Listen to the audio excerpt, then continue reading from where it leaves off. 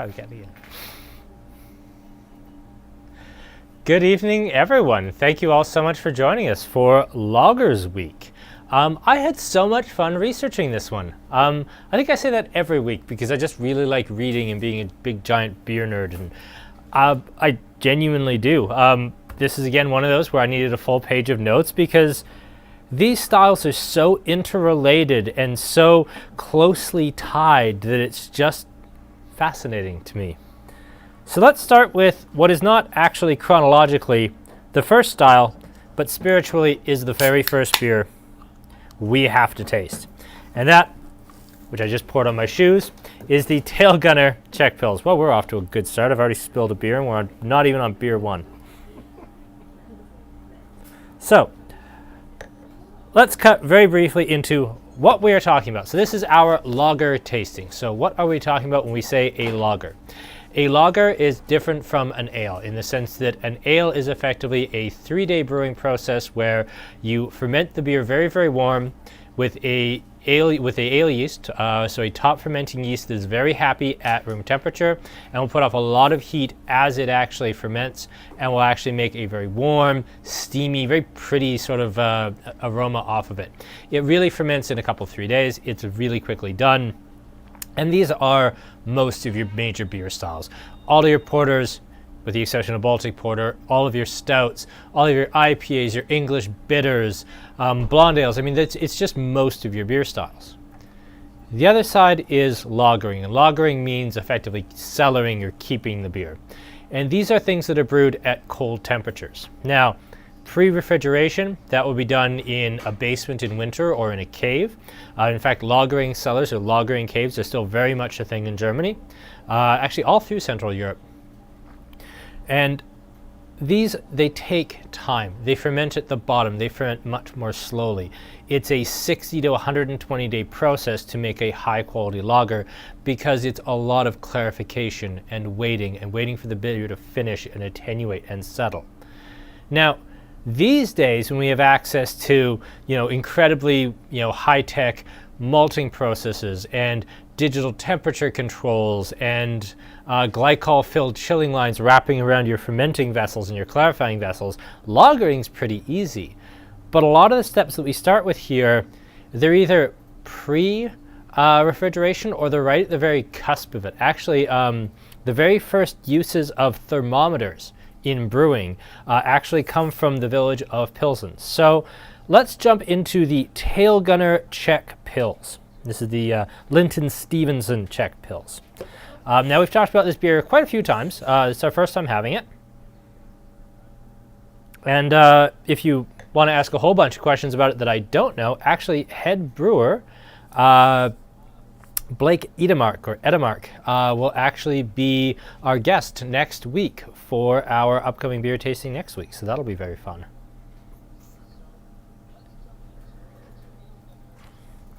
So what is a Czech Pils versus an American or a German Pils? Czech Pils and Bohemian Pils are the same thing. This is a beer style invented in the city of Pilsen right around the year 1842. Not a desperately old style of beer, but still one that is very, very popular today. So this is a style of beer that is very pale in color. It uses a very heavily converted malt, so it's a very simple mash process that has a lot of protein to it. And we give a lot of very simple sugars rather than heavily caramelized sugars. And it's one that it has this really pretty, earthy, spicy, almost lightly floral hoppy aroma to it.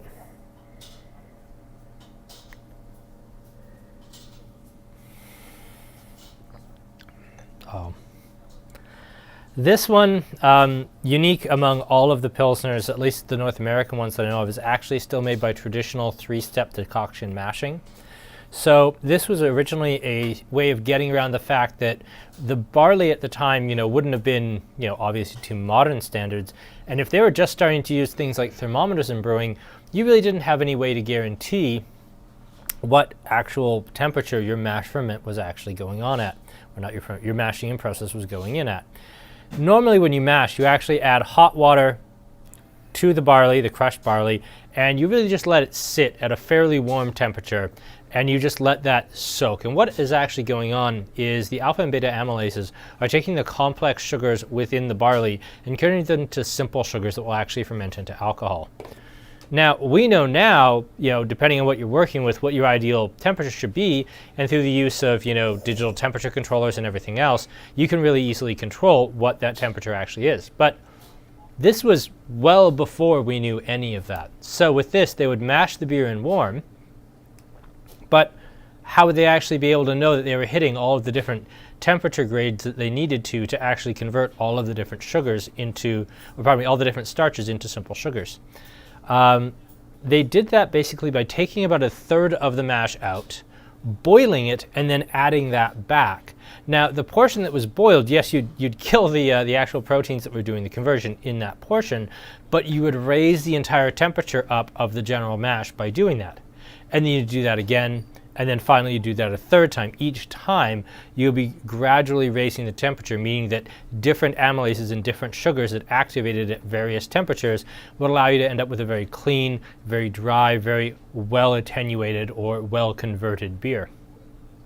Most people now don't do that. Modern European and Canadian Pilsner malts, they're very reliable, they're very safe. You can digitally temperature control your mash tun up or down in temperature, just again using a heating element at the bottom. And with like a digital temperature controller, you don't even have to be there to turn the dial. It'll do that for you. The idea of doing a decoction mash, it has one advantage. You notice it's got a little more color than you might expect for a lot of Pilsners. Now, you can blend in a Pilsner malt that has a little bit of caramelization to it. It is very uncreatively called Carapils. But that's cheating. One of the things that you get out of that decoction mashing, that taking that portion out and boiling it, is that process of boiling it is going to caramelize a very tiny percentage of the sugars, and it will add a little more sweetness and a little more darkness to the beer.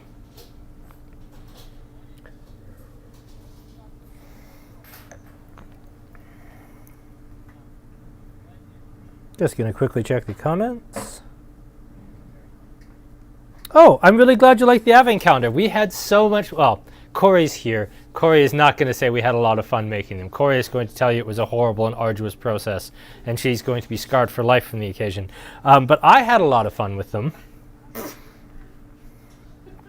And Craig, I'm not going to do Tailgunner last. I completely agree, by the way, that in terms of flavor profile, the Tailgunner really ought to go last. But with these styles, because they're so interrelated and so tied together, it has to go first for the story to make sense. Sorry, lager being brewed at the bottom of Lake of the Woods. That's fascinating. I didn't know they did that. Okay.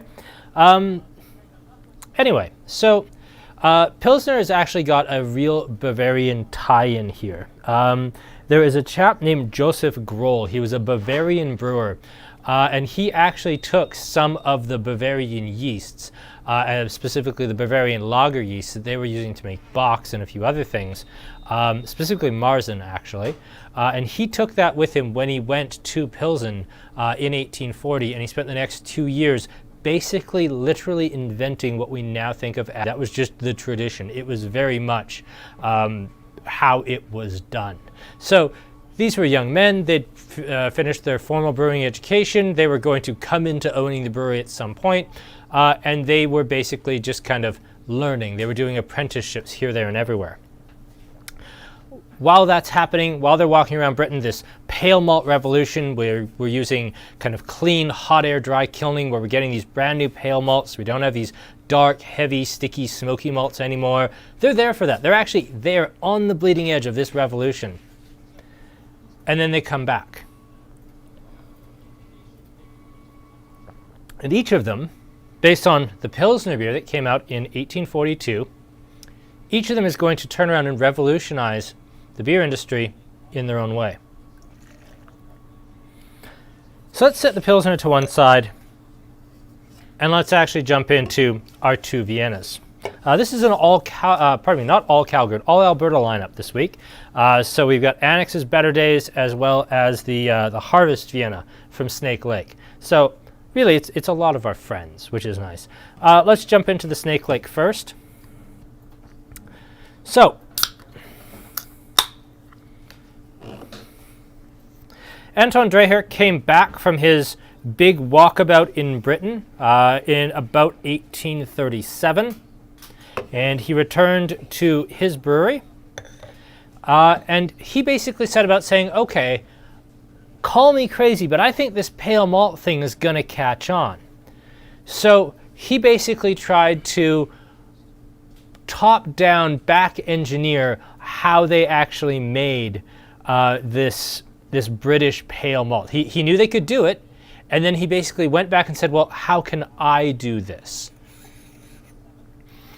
Now, he was working with his good friend, who he literally met on this walkabout, Gabriel Sedlmayr II, and they basically collaborated to create what became known as Vienna malt. Now, they were doing this with, kind of begged and borrowed and openly stolen information on how to actually do this process. So their actual color that they ended up with wasn't as pale as what came out of Britain, but it was pretty close. So this style of lager, this bottom fermented pale lager, not that pale, but still pale lager, became a huge hit. He actually was known as the king of beer for about 2.5, 3 years there before Pilsner absolutely blew up. This style, this rich kind of crackery style, still lives on to a point in Austria today after a very long absence, but it actually didn't survive within Austria. And we'll talk about its long history when we get to the Annex here. But let's talk about the early days with Vienna malt. Oh, wow, do I like that. Oh, Snake Lake, you absolute stars. Okay, I was expecting to like that, but oh, man. Yeah, that's delightful.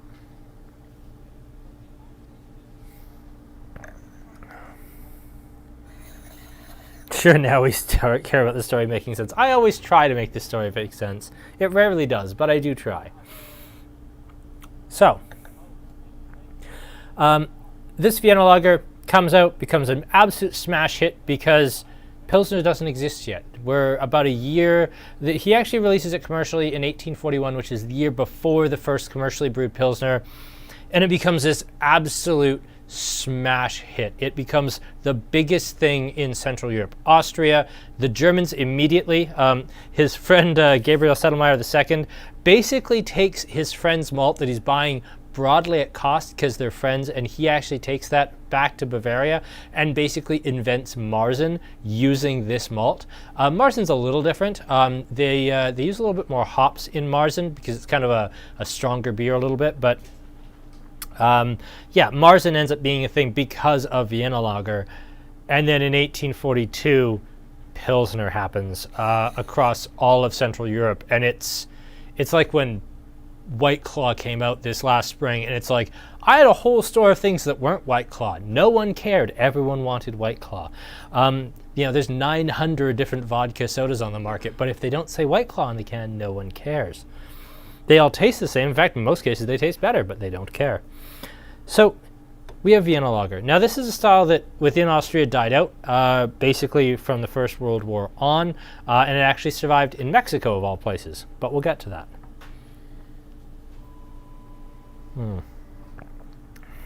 Yeah, this is butter. That's an interesting one. I was hoping somebody was going to say that on these. All of these styles will have something buttery in the background, and that's what's called diacetyl. I'm fairly sensitive to it, so I picked it up even on the Pilsner here, just a tiny bit. In lagers, a small amount of diacetyl is perfectly appropriate. It is what makes Californian Chardonnays taste a little bit buttery. It's common in a lot of things in alcohol that taste a little bit that way. Too much, to the point where your mouth feels slick, or especially at the point where it just builds and builds and builds and it's all you can taste, then it's a flaw. But a little tiny bit of diacetyl at a really, really low level, it will make the beer taste very lightly saline, make it more refreshing, and give it a little more body. I picked it up on both of the first two, but I think it's very, very low and it's very minor. It's not even close to what I would consider a flaw.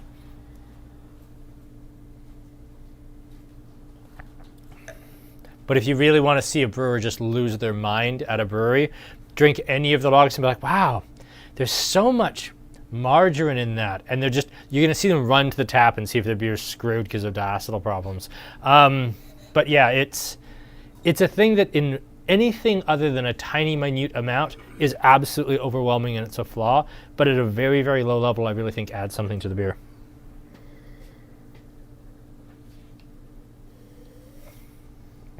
And yeah, this is a beer that has remarkable dryness. It's very crisp. It's got nice bitterness, but I wouldn't call this beer hoppy.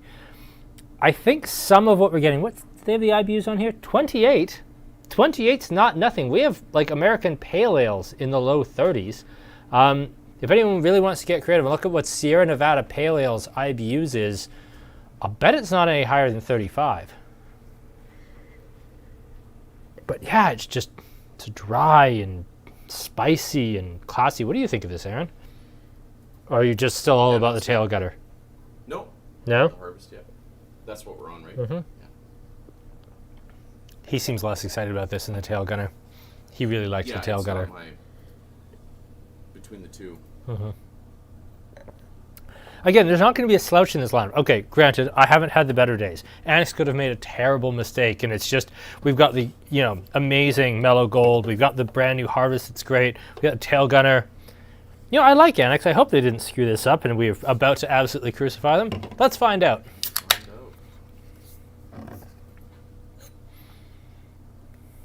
Okay, so same style by Annex, and we all like Annex. We even had an Annex week a while back.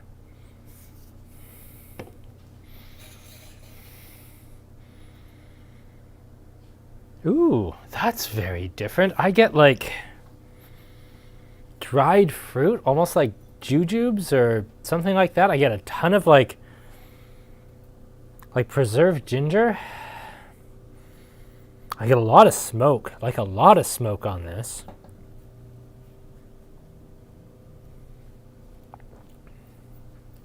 Ooh. Yeah, Annex did not make a mistake with that. That's bloody good. I think side by side, I probably just lean to the Snake Lake, but ooh, that's really tight.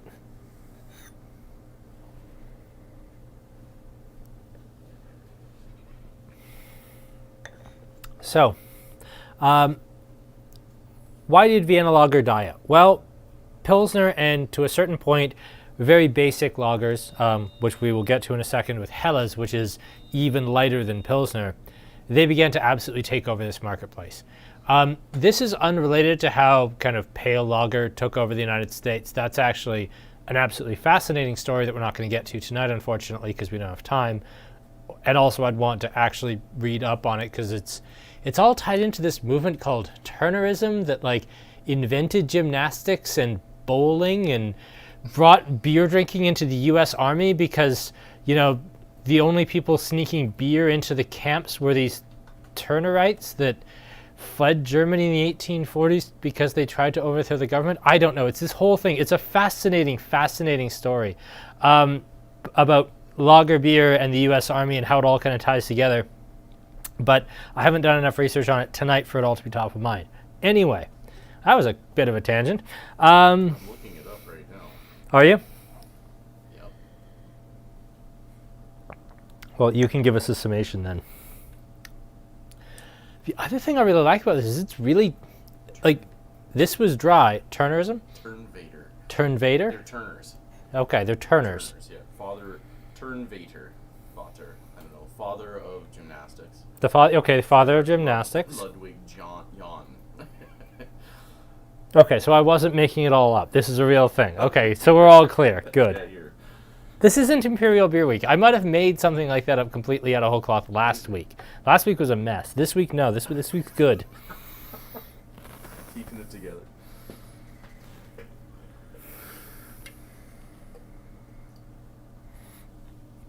Okay, so why did I say, Mexico comes into the story?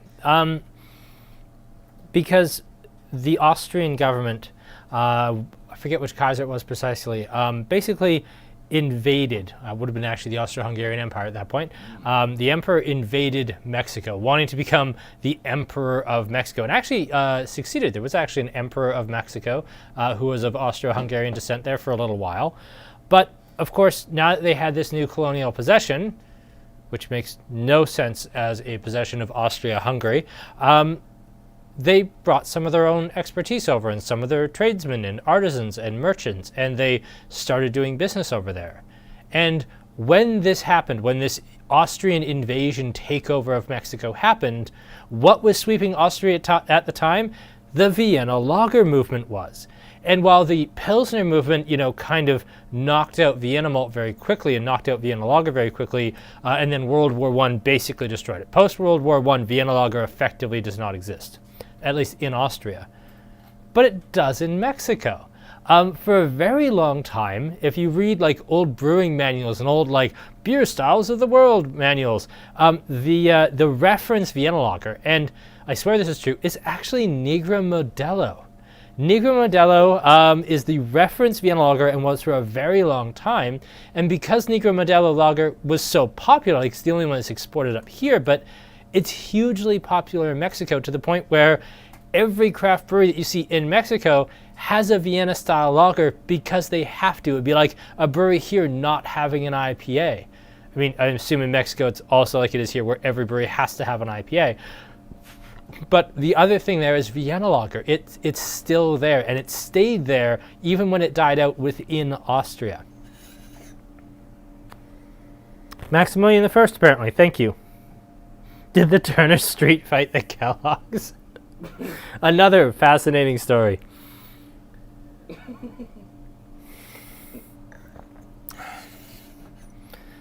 Yes, the Kellogg's Sanatorium and Kellogg's Cornflakes and his weird obsessions with everything sex-related. He was a very strange man, that Dr. Kellogg. Right.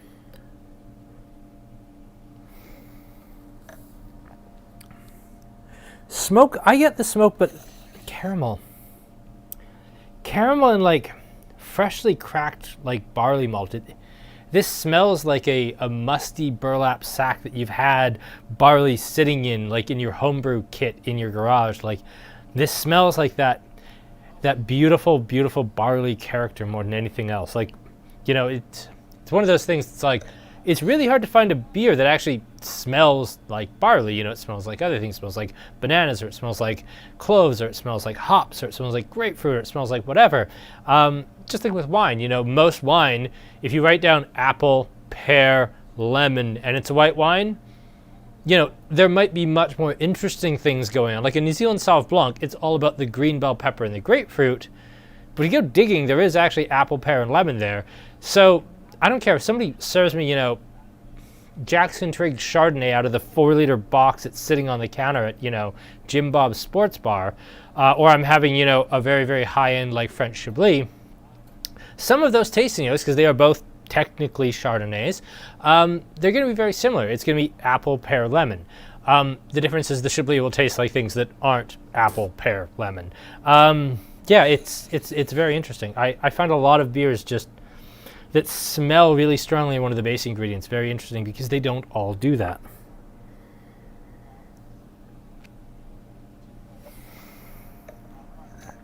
Ooh, graham crackers. We need a Mexico night. As soon as we start getting interesting craft beer into Alberta, we can do a Mexico night. There is actually a brewery here in Alberta doing a Mexican-style cerveza. It's called Hawktail Brewing.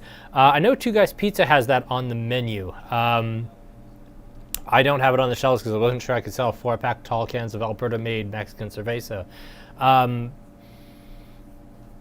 There's also SYC did a really, really brilliant dry hopped cerveza that was really good, and I cannot remember for the life of me what the heck it was called, but we had it on the shelves for a brief period. We never tasted it, I don't think. No, we didn't have it as part of the SYC week. I know we didn't.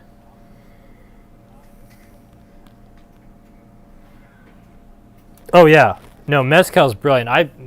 My spirit side is mezcal and grappa these days. All of those things. Just taco IPA count. You know what? Sometimes we have to stretch to fit a theme, don't we? Taco IPA fits if we really need to hit a theme. Hell yeah.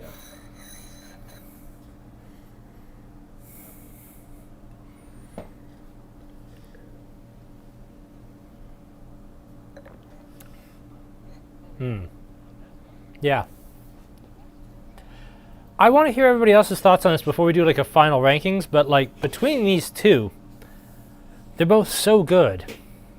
Which side do you come down? I'm going to just come down on the Snake Lake side, but I sure can make a case of the Annex. So, yeah, we are 3/4 through, so let's talk about what we have coming up for upcoming attractions. And I have a lot to talk about for what's coming up, actually. Let's talk about the wine tasting first, because the wine tasting is fun. So, we are getting into the last little bit before Christmas here, folks. We only have 2 wine tastings left. We have one this week, 2 days from now, and we have the champagne tasting right before Christmas. For this upcoming wine tasting, you're going to recognize this one right away. This is the Gorgo Custoza that we did for Good Value Week. Well, it happened to be the case that if you've been watching the wine tastings, you know I have a weakness. And when it comes to white wine, that weakness is Riesling, especially dry Riesling, and that weakness is Garganega. They made a wine that was half Riesling and half Garganega. I had to do it. And then when he came in, he also brought this really cool Corvina. And so I wanted to do these. I already love this, so I grabbed this because why not just do a Gorgo week? So this is Gorgo. These guys are up in northeastern Italy. And I thought I was done with Italy for this year, but apparently we are absolutely not. Custoza is a DOC where they use Garganega, they use Cortese, which is their local name for the Gavi grape variety. They use a little bit of Pinot Grigio and Sauvignon Blanc as well. But they also apparently have Riesling there, and it's allowed in the blend. And isn't that absolutely marvelous? So we have the classic Custoza, which, remembering back to what we did a few weeks ago when we did this, is that Cortese or Gavi. It is Garganega, and I think the balance is Trebbiano and Pinot Grigio, but it might just be one of those. Then we have this one, which is Riesling and Garganega, a little bit of Cortese in there too. Then a wine I really never actually talk about. This is kind of the first cousin to Valpolicella. This is Bardolino, which is the region next door. It uses the same grape varieties as Valpolicella in Corvina, Molinara, and Rondinella, but they don't have that grape drying Amarone tradition there. Their focus has always been to make wines that are a little more ripe. They don't just cop out with their Valpolicella at the lower end and just say, well, screw it, it's 1695, no one cares. They tend to make a little more high acid version, which doesn't hurt because Bardolino is a fair bit colder than the Valpolicella region. But yeah, just a really, really neat wine that we almost never, ever talk about. I mean, we don't very often talk about Custoza either. And then finally, of those 3 grapes in this blend, along with Molinara and Rondinella, the star of the Valpol blend, the traditional Valpol blend, is Corvina. Corvina is just such an amazing grape. I think it was comfortably the absolute star of the Good Value night, was the Corvina when we tasted it. I absolutely love this grape. You can do it really well at $12. This is a little more evolved. This is, I think, a $23, $24 version, but it's just as big as you can get it. Now, all of these are imported by my friend Warren Walden at Black Sheep Wines, and Warren is going to come and hang out with us and chat wine all night. So that's going to be really, really fun.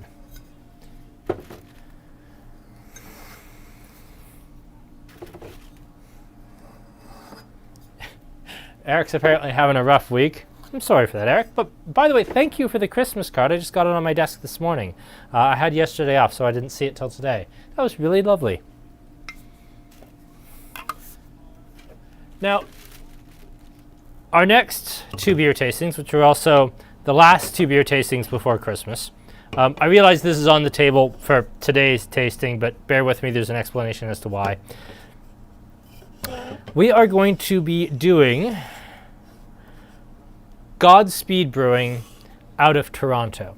Now, Godspeed obviously is a Canadian brewery, but they have a really powerful Japanese focus.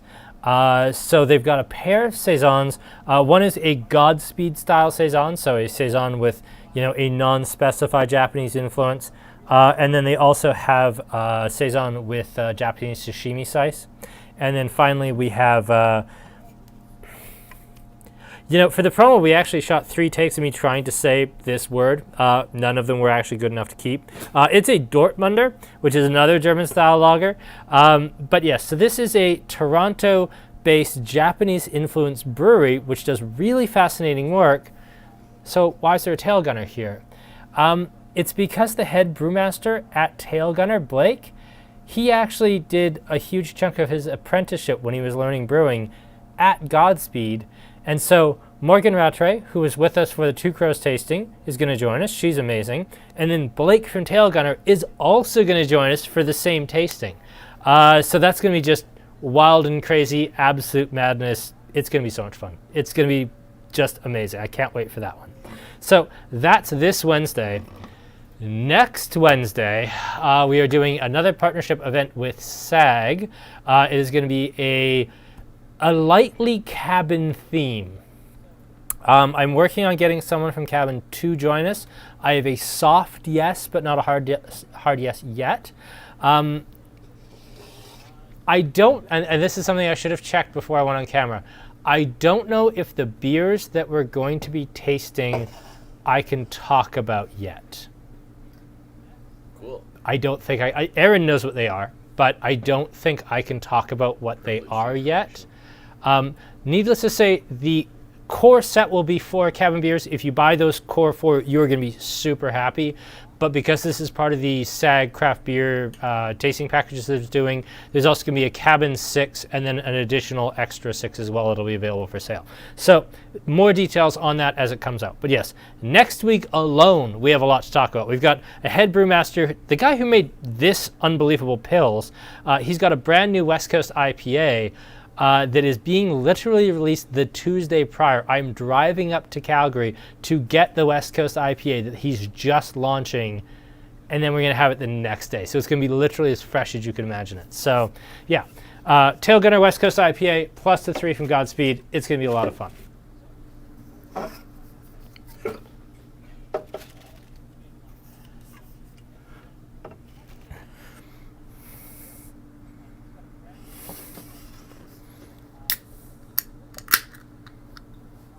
Okay, so let's jump in to this. Now, this is probably the lightest beer we're doing tonight, but it's got a bit of a fun story to it.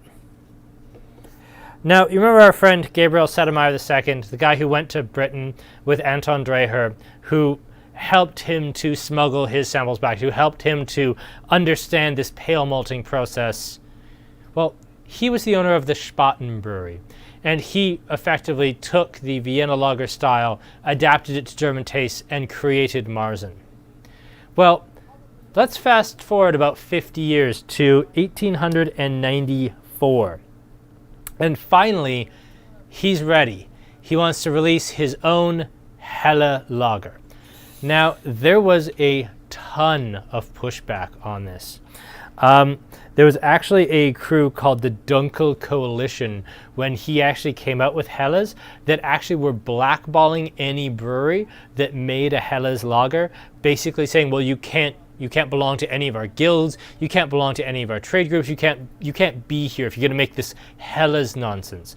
The Germans fought Czech Pill tooth and nail, but the fact is, the bar owners, they were getting people asking for it constantly. They had to give them something.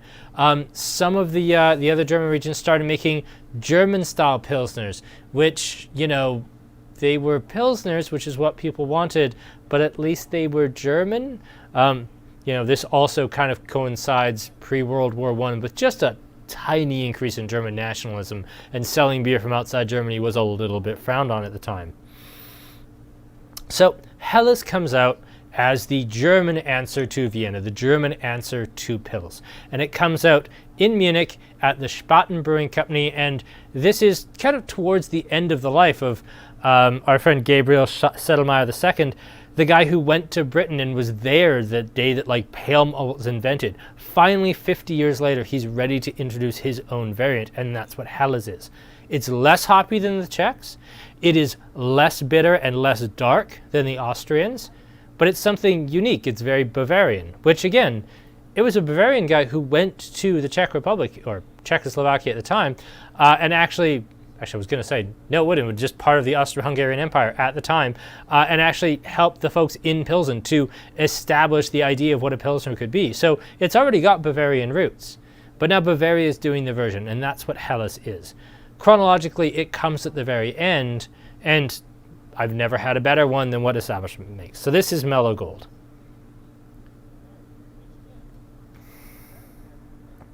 Ooh.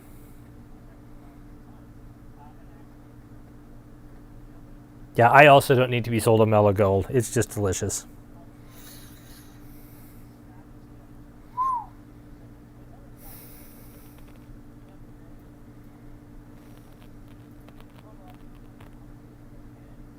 Oh, I like the votes coming in, though. Salud was one of the two SYC Mexican-themed beers. That was their wheat ale made with Kvik yeast, and that was very good. But they made another one that was actually a cerveza style, and it is just not coming to memory. But thank you, you're right. Absolutely, Salud was a Mexican style. Just not the exact one I was thinking of. Harvest, Annex, Snake Lake. Oh, it's right down the middle. Maybe a tiny bit of a Snake Lake bias, but oh, I like it. Oh, it's a little more Snake Lake bias. All right, that's fair. Sushi Night for sure. They announced the weirdest honey thing already. No, I can promise you that whatever the thing I am thinking of for cabin is not a weird ass honey thing.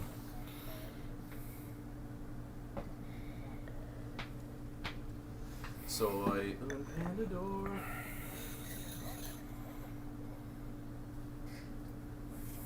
Oh yeah, Scotty. Yeah, I'm so glad you're liking the advent calendars. They were so much work, but they were so much fun.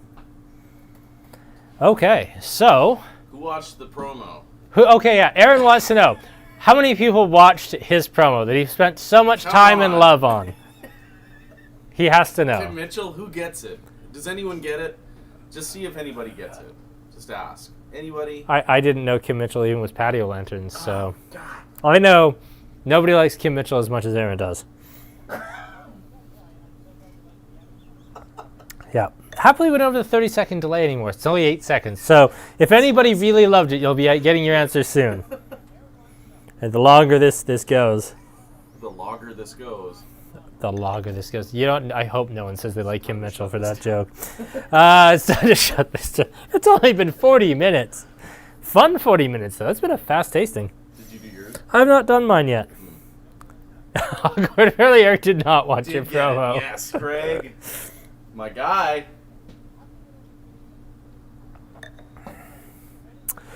Oh, how do we rank these? Oh.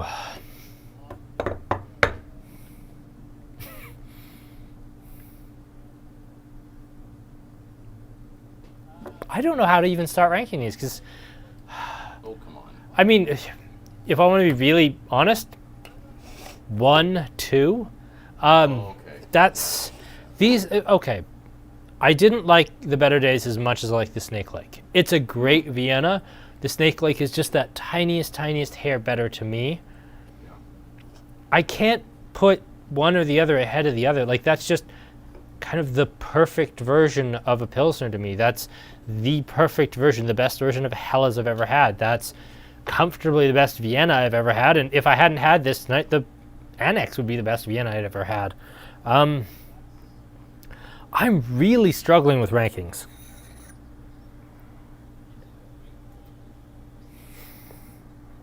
Aaron is sufficiently insufferable, Aaron. We don't need worse.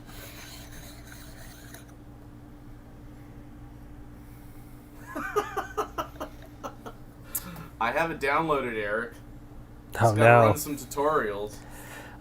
So Craig has it at 1, 4, 3, 2, but you're kind of back and forth on those. Kevin has 4-2-3-1. That's fair. But 1 will still be your new go-to. 4-3-2-1 tie. That's wonderful. Dave and Chris have 2-1-3-4. That's. I really can't actually complain about anyone's rankings. There's nothing bad here.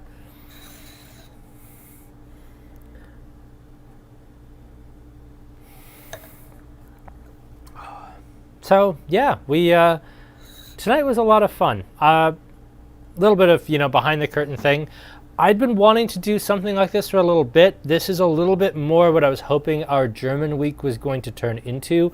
I wanted it to have a little bit more of an Alberta focus, but these beers didn't exist, and this was just getting canned when that happened. So this was more what I had envisioned for Oktoberfest. The other thing is, last week when we were putting this together, we were struggling a little bit. Like this week, we got the new double IPA from Establishment. We got 2 new cabin beers. We have more coming next week. We have so much brand new stuff just rolling in the doors. But when we were putting this together, we were scrambling a bit. And then I kind of came back to, well, I want to do Vienna Lager because they look cool. How do we build around Vienna Lager? And then I started looking into it and being like, oh, well, Vienna Lager directly influenced Helles, and they were both influenced by Pils. And it was like, oh, well, this writes itself. So, yeah. Sean just jumps in 40 minutes late for us to join the Kim Mitchell debate. That's fantastic. Welcome, Sean.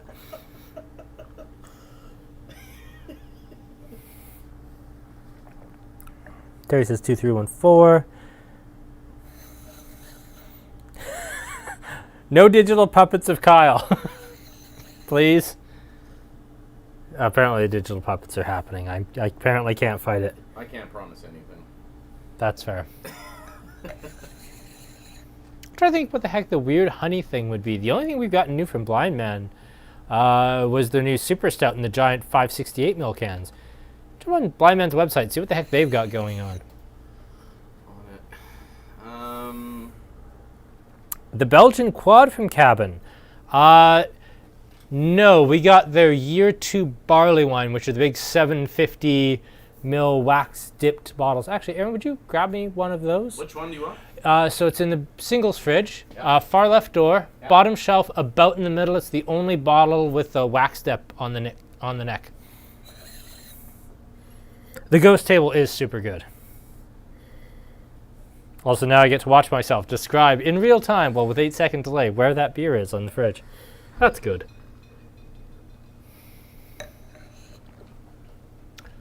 Pretty. I did say bottom shelf, right? That's not it? That's not it. Whoa, what It's on the bottom shelf, like right on the floor. What is the name of it? It's just called Cabin Year 2. It's got a big piece of red wax on the neck. This is not that. This is Snake Lake's Blackberry Brewgie. Also a delicious beer. Thank you, Snake Lake. We still have a little of that left, but not what I was referring to. That looks better. Also has wax, though. Yes, okay. Not prominent wax, mind. Prominent wax. But yes, this is what we were talking about. This is Cabin Chapter 2.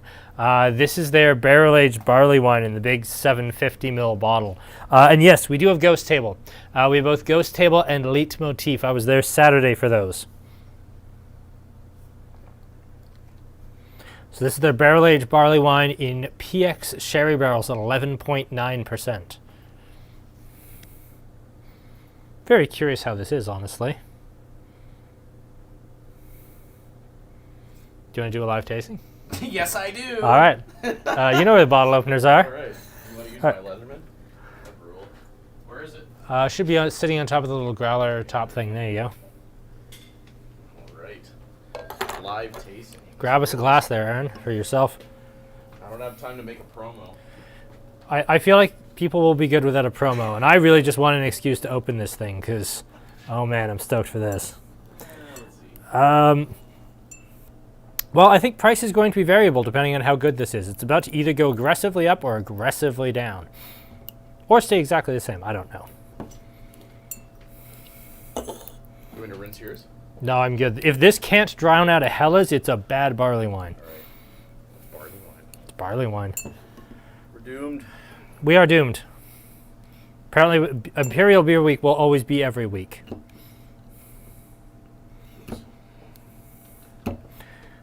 Also, for all of you who didn't think you'd be tuning in to watch me struggle with wax on a bottle for 5 minutes, joke's on you, apparently. There we go. That's got it. That's got it.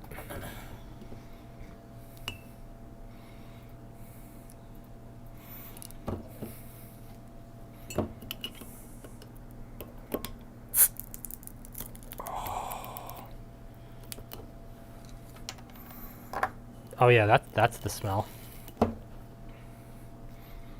Aaron, I like it. Aaron at 11.9% beer brought me this glass. A, it's an innocent gun glass, but B, you sure you want a pint of 11.9 there, Aaron? Get it over here.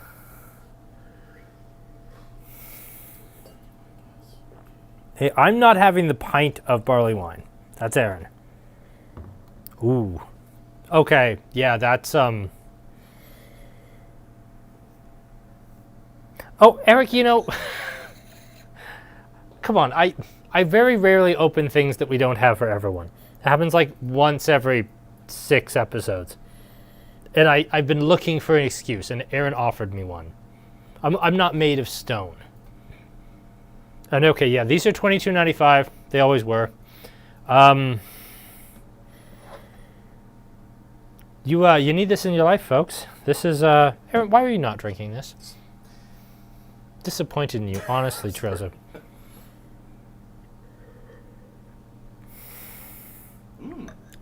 Ooh. Oh my god. Oh yeah. Yeah, right? That's so good. It is stupidly good. Ooh. So yes, we have well, I was gonna say 12. We now have 11 of these. But I think I can get more from Cabin, and I will be there in 6 days. So picking up that beer we can't talk about yet. Right. Probably. We're having to be very careful about that. If any of you saw our, very quickly, it was out for about 45 minutes. We did a Facebook promo 2 Saturdays ago for the Luna Fuego, the Mexican hot chocolate stout. We actually promoted it before Cabin had announced it existed and was being released or anything. Oops. We may have mildly scooped them. They were very nice about it, but yes, I'm being very careful about the Cabin new releases. I may well be allowed to talk about what's coming up for the last tasting. I'm just being very careful. Gotcha. Oh Lord, that's just amazing. So for all of you who are saying this is cruel, I do have champagne stoppers. Aaron and I obviously cannot reasonably kill a 750 ml bottle of 11.9% barley wine. Or at least we want to come down and help us, though. We will be here another hour. No. No. I can throw a champagne stopper on this and have it in the fridge for anybody who wants to come by for a small pour tomorrow. That would be absolutely fine. We do not need a barley wine night. We absolutely do not need a barley wine night.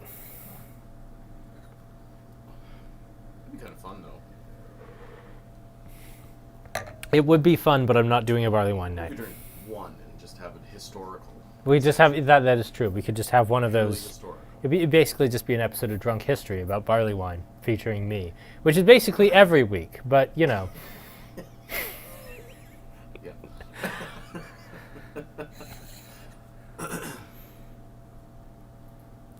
All right, if everybody wants Barley Wine Week, I will look into figuring it out. It's going to be probably a $25 night, not a $20 night, but I will find a way to make the math work somehow. But for tonight, I think we'll call her there. Aaron and I have a lot more barley wine to drink. No, we're not. We can't. We'd die.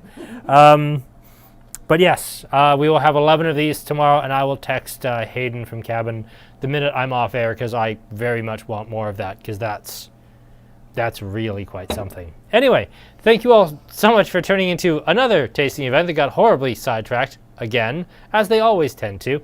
But yes, I'm Kyle. That's been Aaron. Hi. Thank you all so much for tuning in. Have a wonderful rest of your Wednesday night, and good night.